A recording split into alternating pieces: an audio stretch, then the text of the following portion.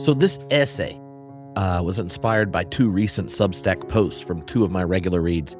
Tony Jones' What the Hell's Going On, a resident of Minneapolis area, and reflecting on just what happened there and what it means for us as Americans, as part of the West, the changing ethical moral framework. And then Robert Wright's Some Useful Trump-Hitler Comparisons in light of Minneapolis and Venezuela. Tony ends his post by saying, "I don't know what will replace Christendom as our moral framework. Some have argued for a return to virtue ethics of Aristotle and Aquinas. Others think a religious revival is the only thing that will save us. Neither of those seem likely. Some days, and today's one of those days, I fear that we're too fragmented to come back together under a single umbrella of morality." Wow. This it generated a text exchange between Tony and I, and in it I said, hey, well, it seems as we lose cultural and ethical inertia of Christendom, something Tom Holland, the historian, has talked about, which was part of our conversation, then evangelicals get mean and mainline Protestants turn to vapid nostalgia. He's like, yep, that's at least something we can agree on. So as I was doing my dishes and ruminating, I thought of Paul Tillich's book, one that's way too under-examined and neglected, The Socialist Decision, and found it helpful in processing the current moment. What sparked it was Robert Wright's measured and provocative reflections on useful Trump-Hitler comparisons. So anyway, if this is interesting, I support checking out all three of those readings. So here we go. Roots, Radicals, and the Prophetic Demand, Paul Tillich's Socialist Decision, The Crisis of American Christianity. I'll open with a quote from that text, 1933, from Paul Tillich.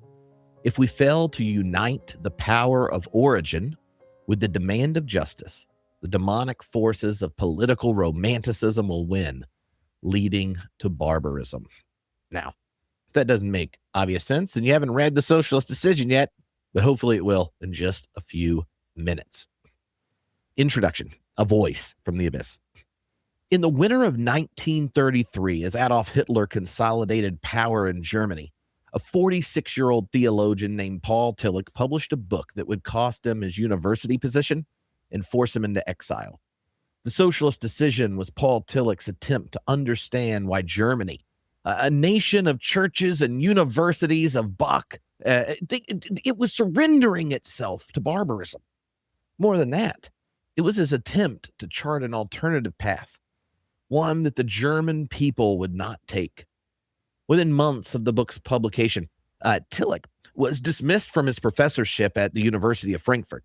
He fled to the United States, where he ended up being one of the most famous and influential theologians of the 20th century. He taught at Union Theological Seminary, Harvard, University of Chicago.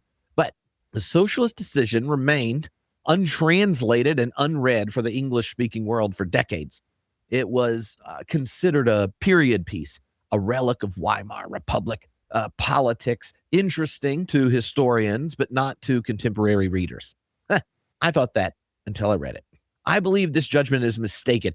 Tillich's analysis of how religious nationalism seduces the soul, of why progressive movements fail to offer compelling alternatives, of what authentic faith might look like in times of political crisis, speak to our moment with some unsettling precision.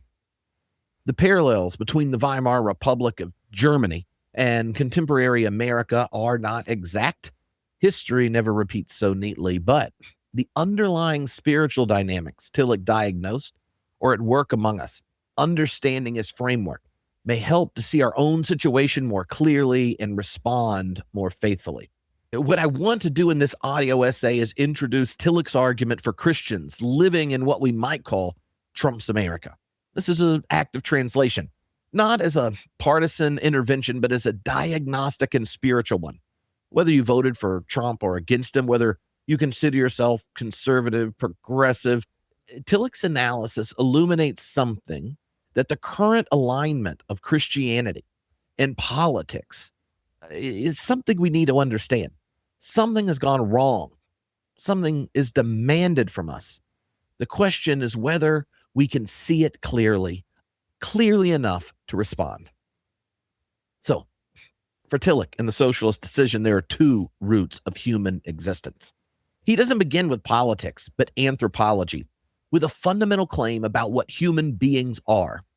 We are creatures stretched between two poles, defined by two basic questions, ones that pull us in different directions. The first question is whence? Where do I come from? This question binds us to what Tillich calls the powers of origin. Think soil, blood, ancestors, tradition, the particular community into which we are born. It is the question of roots. Now, before we choose anything, we're always already embedded in a world we didn't make, or we're always already embarked, channeling Sartre. We have a mother tongue, we have a mom, we have a homeland, we have a people. These are not abstractions, but visceral realities. The smell of your grandmother's kitchen, the hymns you sang as a child, the cemetery where your ancestors lie. These constitute the depth dimension of our existence. Tillich calls this the myth of origin. And he means myth, not as falsehood, but as the narrative framework that makes life meaningful. The religious expression of this first root is what Tillich elsewhere calls the sacramental dimension of faith. The sense that the holy is present here and now in this particular place and this particular people. God is not merely an idea, but a presence mediated through bread and wine, through sacred spaces, through gathered community. This is Christianity's Catholic inheritance. It appears in Protestant forms as well, but the attachment to the old hymnal, the beloved sanctuary, the traditions passed down. I think we all know what I'm talking about if you've ever been in a church committee deciding the new carpet color or these kind of things. It pops up there. Now, the second question is the whither. What ought I to become? This question breaks the cycle of mere biological existence or cultural inheritance. It introduces demand. The child grows and asks, is what my tribe does right?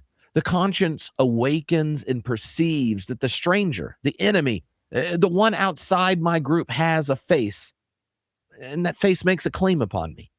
Justice enters the world, and justice is always, in some sense, a disruption of the powers of origin.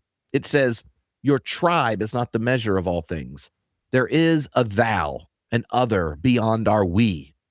The religious expression of this is what Tillich called the prophetic dimension of faith. This is the voice of Amos crying out against Israel's injustice, of Jesus cleansing the temple, the Protestant reformers declaring that the church itself stands under judgment. Tillich names this the Protestant principle, the refusal to let any finite reality, however sacred, claim absolute authority. No king, no nation, no church, no tradition is God. All stand under the unconditional demand of love and justice. And here's the crucial point. Authentic human existence requires both roots in dynamic tension, the whence and the whither. We need belonging and critique, roots and wings, the sacramental and the prophetic.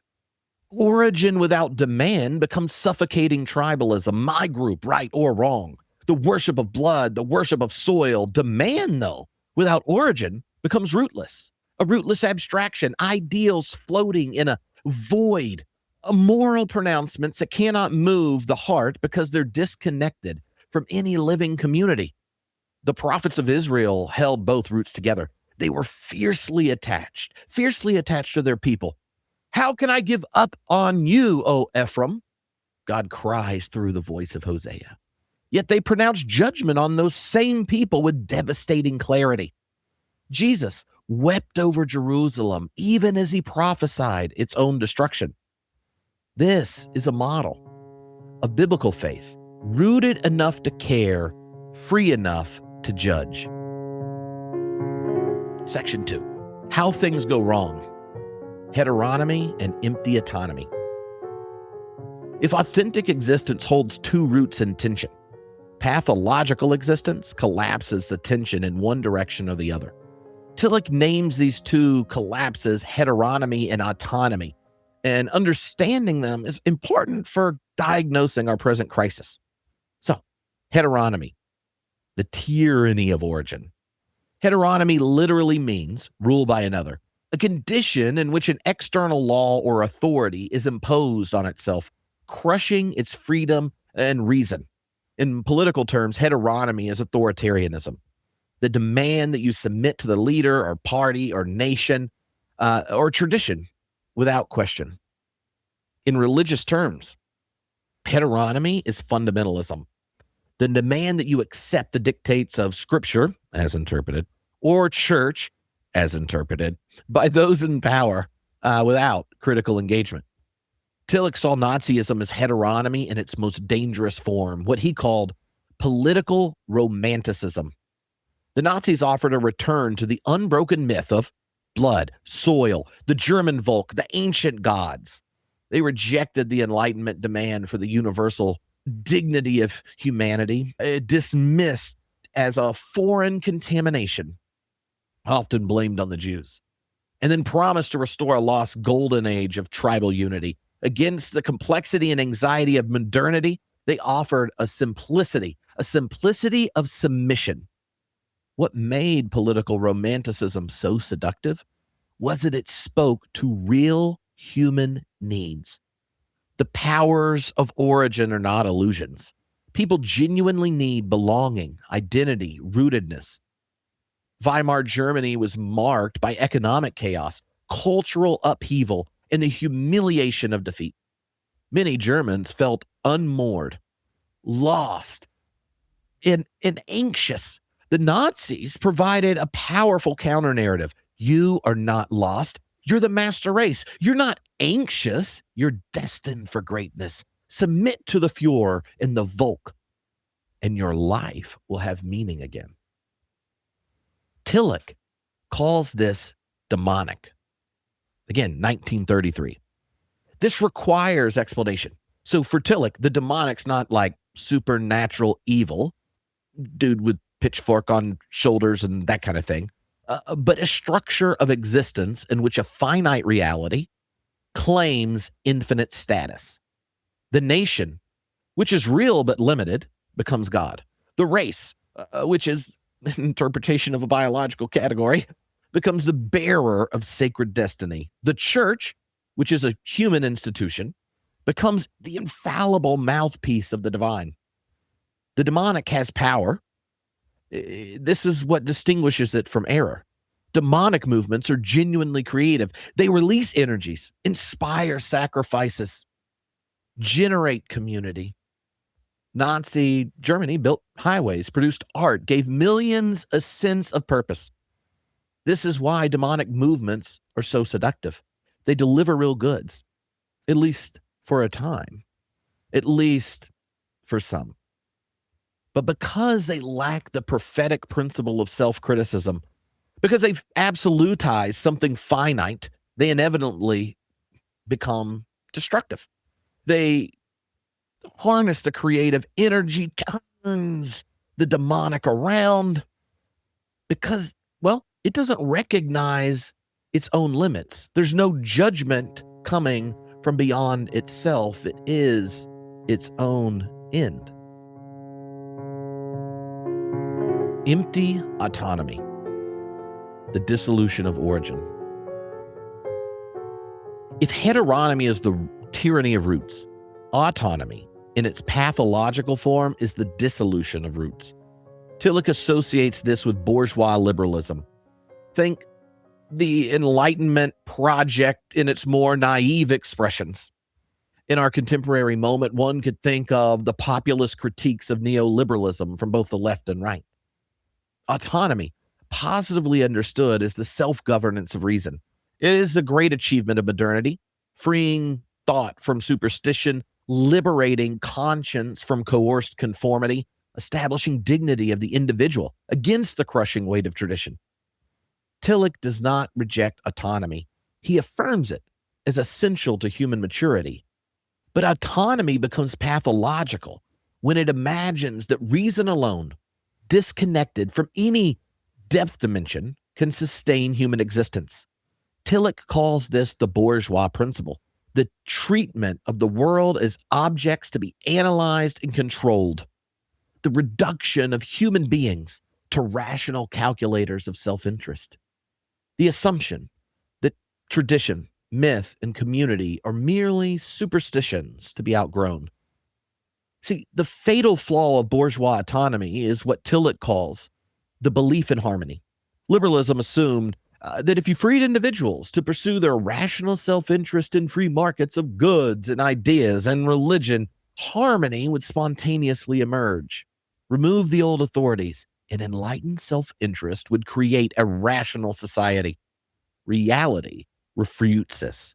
Class struggle doesn't disappear through rational persuasion. Existential anxiety is not dissolved by economic growth. Tribal psychology, our biological inheritance, is not transcended by good arguments. More profoundly, empty autonomy cannot sustain human meaning. By cutting the roots to depth, it leaves the soul hungry. Tillich saw this in Weimar Germany. The socialist and liberal movements relied on rationalist arguments while the Nazis provided symbols, flags, rituals, songs, mythology of destiny. By disregarding symbols, Tillich writes, socialism left the human soul hungry, allowing the Nazis to feed it with the toxic symbols of blood and soil. The critique extends to progressive religion. When liberal Christianity and its proper rejection of superstition and obscurantism stripped away symbol, ritual, and embodied practice, when it became a lecture series rather than a liturgy, social ethics committees rather than sacramental community, it hollowed out its capacity to move the heart. It spoke to the enlightened mind, but not what Tillich calls eros, the vital depths of human desire. It offered critique without alternative symbols, protest without transforming practices. Part 3. The American translation. Now, you may have already started drawing parallels from the Weimar Republic in 33 as Tillich articulated it in today, but I want to try to make them explicit while acknowledging the limits.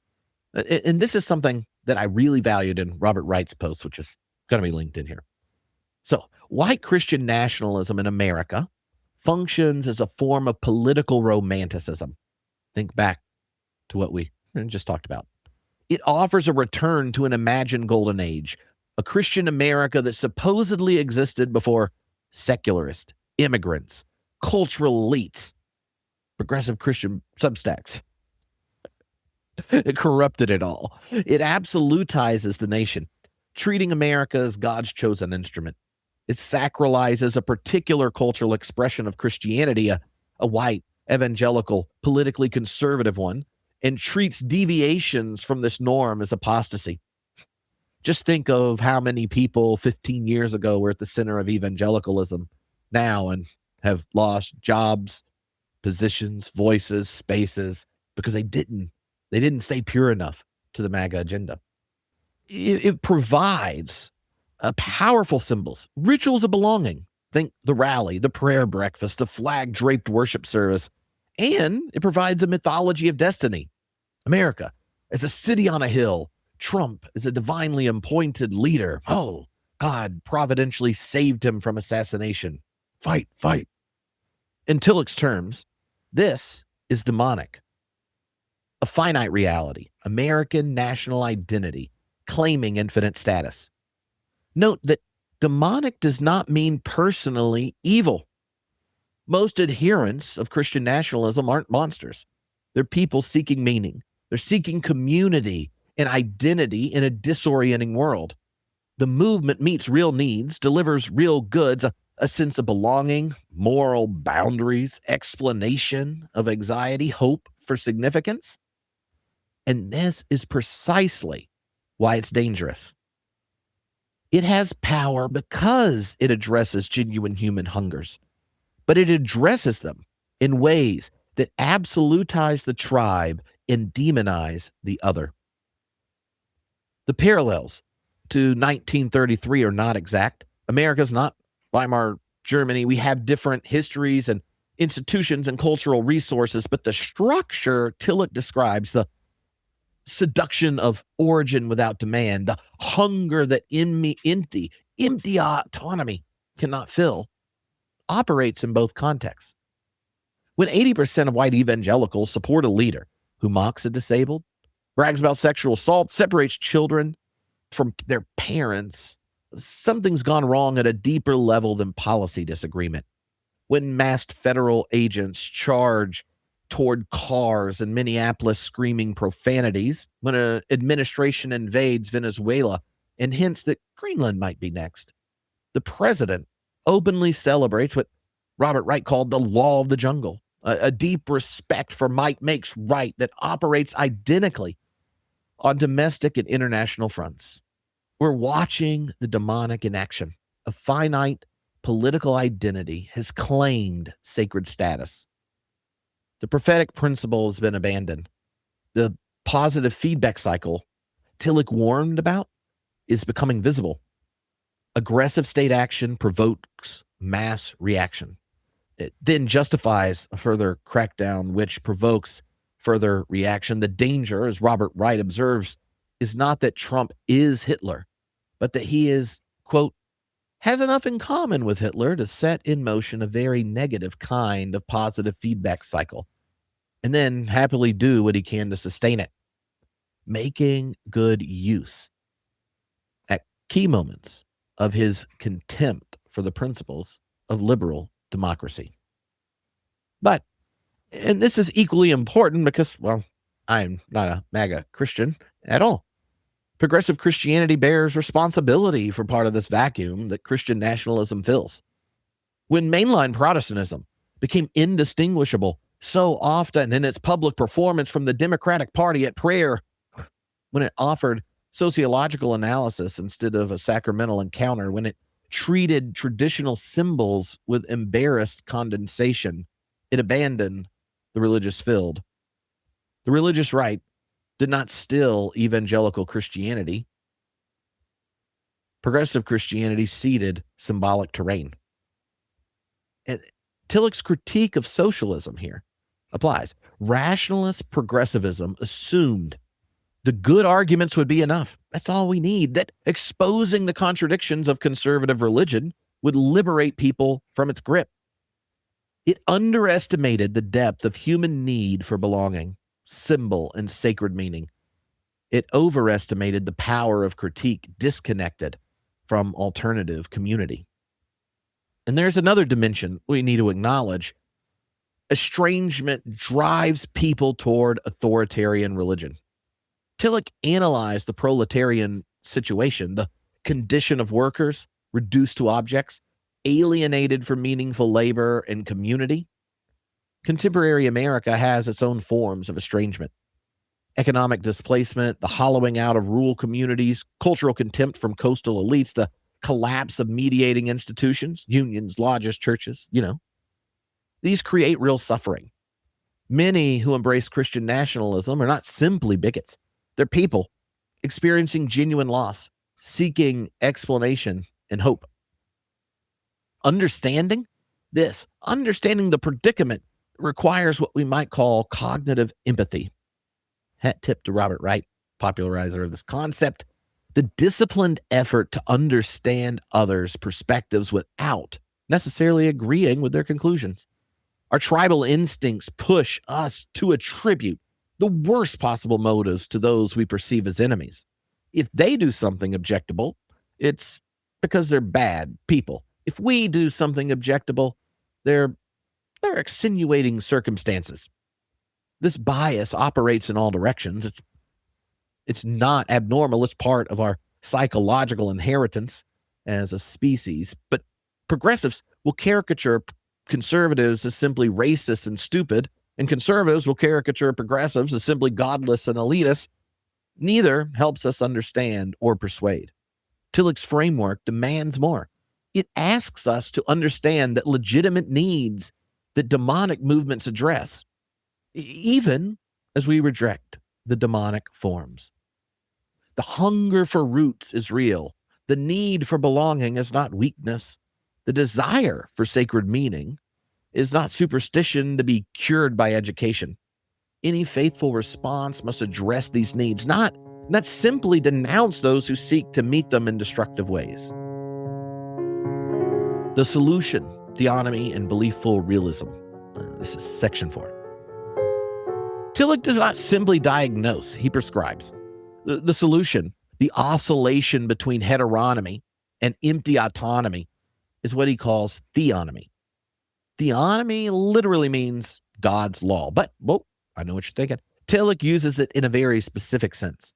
A theonomous culture is one in which autonomy is preserved, reason and conscience remain free, but they're filled with depth or substance. The rational forms of culture become transparent to the unconditioned meaning that underlies them. It's not that God dictates external commands, that would be heteronomy, but that human creativity and criticism operate in awareness of the sacred ground from which they spring. Let me put it concretely. A theonomous Christianity would honor both roots, the particular and the universal, the sacramental and the prophetic, tradition and justice, belonging and critique.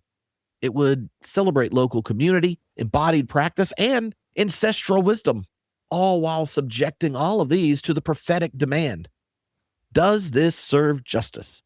Does this honor the stranger? Does this absolutize anything less than God? Theonomy does not mean theocracy. Tillich is not calling for Christians to seize political power and impose their vision. The Protestant principle, and this is essential, something Christian nationalists forget, the Protestant principle applies to Christian movements as much as any other because they're human. The church itself stands under judgment. We just can't claim absolute authority. We must always be reformed. A theonomous politics is one in which the religious depth dimension informs political engagement without dominating it, where justice and mercy are pursued through democratic persuasion and not imposed by sacred violence. Tillich also proposes what he calls belief-ful realism, or self-transcending realism. This is an attitude toward politics that looks unflinchingly at the concrete facts: class interest, power dynamics, economic forces, inherited prejudice, psychological motivations. It looks at those concrete facts, but perceives within them the light of unconditional meaning.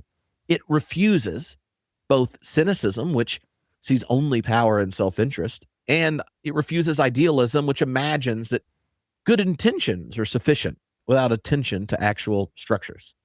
Belief-ful realism would engage Christian nationalism by understanding its appeal, understanding the real grievances it channels, the genuine needs it meets, while refusing its idolatry. It would acknowledge that progressive Christianity's failures without surrendering to cynicism about the possibility of faithful engagement. It would practice cognitive empathy toward opponents while maintaining prophetic clarity about injustice. The central symbol Tillich proposes is expectation. Expectation unites origin and demand. Expectation unites power and justice, the already and the not yet. It is neither nostalgia for a lost past, the temptation of political romanticism, nor abstract hope for a disembodied future, the temptation of a empty progressivism. It is rooted in tension toward the genuinely new. What the prophets called waiting for the Lord, what Jesus announced as the kingdom breaking in. Expectation knows that the kingdom of God has not fully arrived, that all our political and religious achievements remain broken, compromised, subject to judgment. But it also knows that the kingdom is arriving, that within the grime of politics, the eternal shines through. It sustains both engagement and humility, both prophetic outrage and recognition of our own participation in what we critique. Here are some practical implications. Part 5. What would a theonomous belief, fully realistic Christianity look like in practice? And I'm suspicious about my own answer sometimes because the problem seems so significant. So we'll see what comes up. But y'all may even have better ideas. First, recover sacred symbols without idolizing them, making them idols. Progressive Christianity's allergy to symbol and ritual has been a mistake. Our retention rate is revelatory of something. It is ultimately naive to believe we have evolved past the need and the gift of community bound to each other and the other, be it our neighbors or our enemies. Humans need embodied practice, not just good ideas. The cross, the bread and wine baptism, the church year pilgrimage, these are not primitive superstitions, but vehicles of depth. But they must be held with the Protestant principle. No symbol is God. All symbols, they point beyond themselves. The flag is not a cross. America is not the kingdom. The church itself is always being reformed. Second, I think we need to practice cognitive empathy as a spiritual discipline. Our tribal instincts distort our perception of those we consider enemies. We see their worst actions as revelatory of their character while explaining away our own.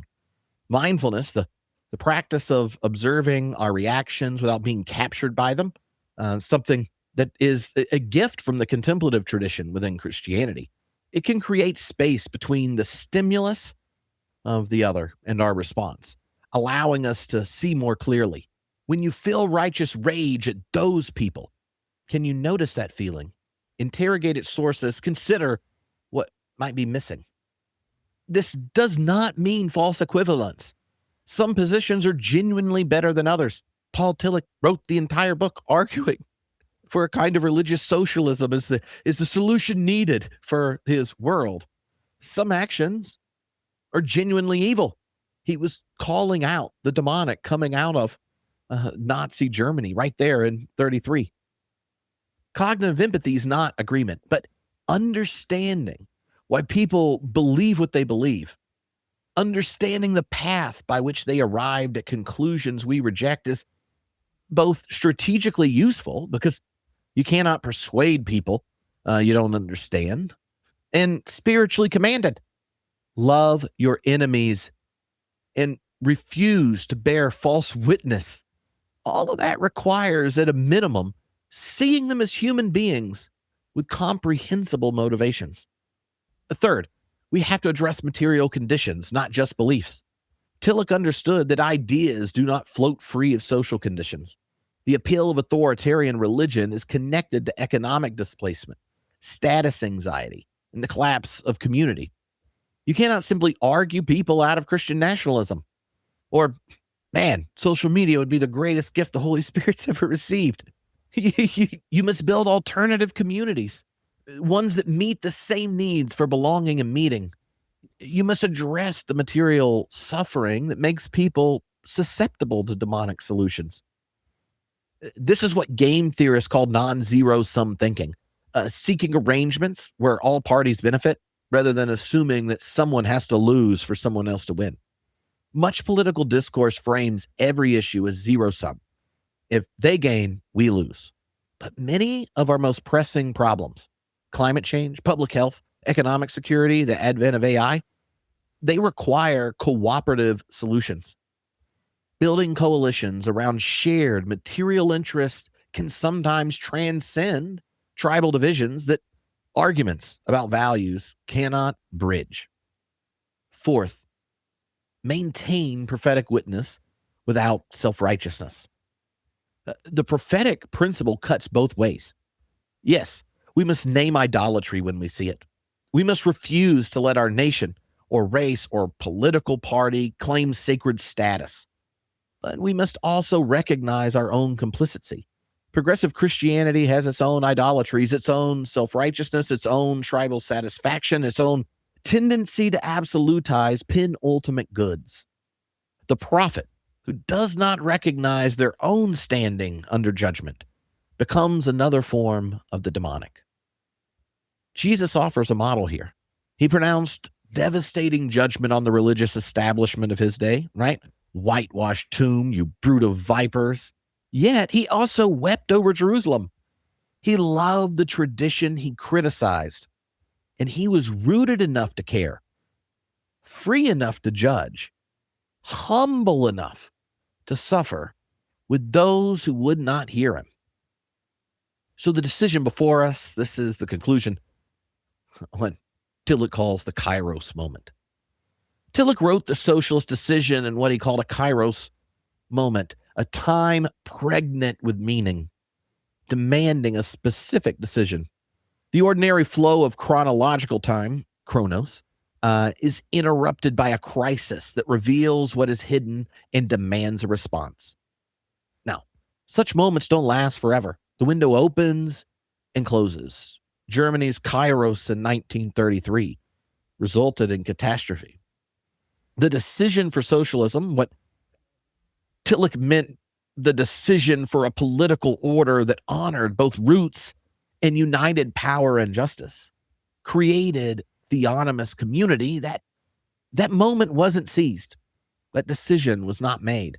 The pendulum swung violently toward the roots, and barbarism followed. Are we in a Kairos moment? I believe we are, though not the same one, and with different possibilities. The alignment of white Christianity with authoritarian politics is not a passing aberration, but a spiritual crisis that reveals what's been latent for generations. The question is not primarily political, but religious. What has gone wrong in American Christianity that so many see no contradiction between following Jesus and following a movement built on resentment, exclusion, and the worship of power?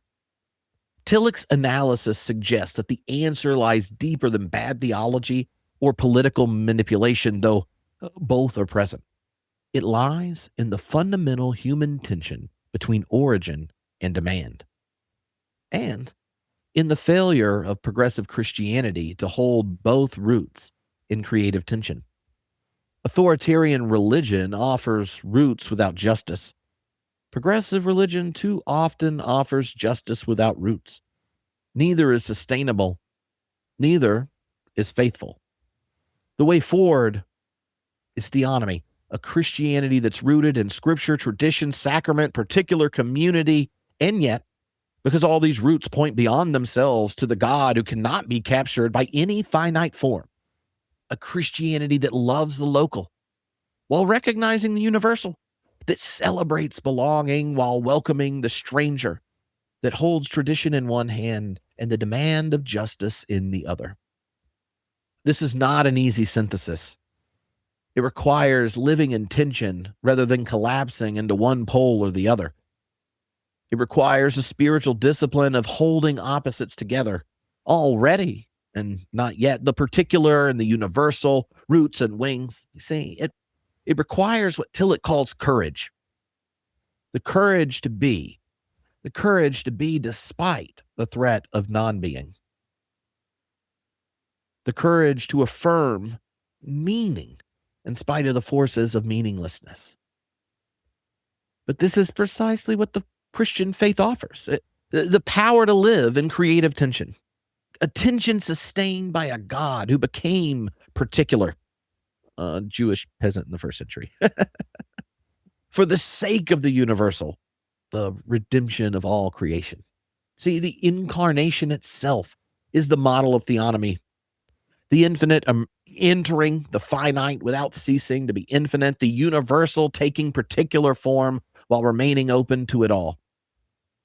We stand where Tillich stood on the edge of an abyss, but we also stand in the stream of those who faced the abyss before and found the courage to be. The prophets faced it. Jesus faced it. Tillich faced it. We're called to face it too. Not with confidence in our own wisdom or power, but with expectation. The trust that even in the darkest times, the eternal is breaking through. The decision before us, roots or abstraction, justice or idolatry, theonomy or barbarism. What will we choose?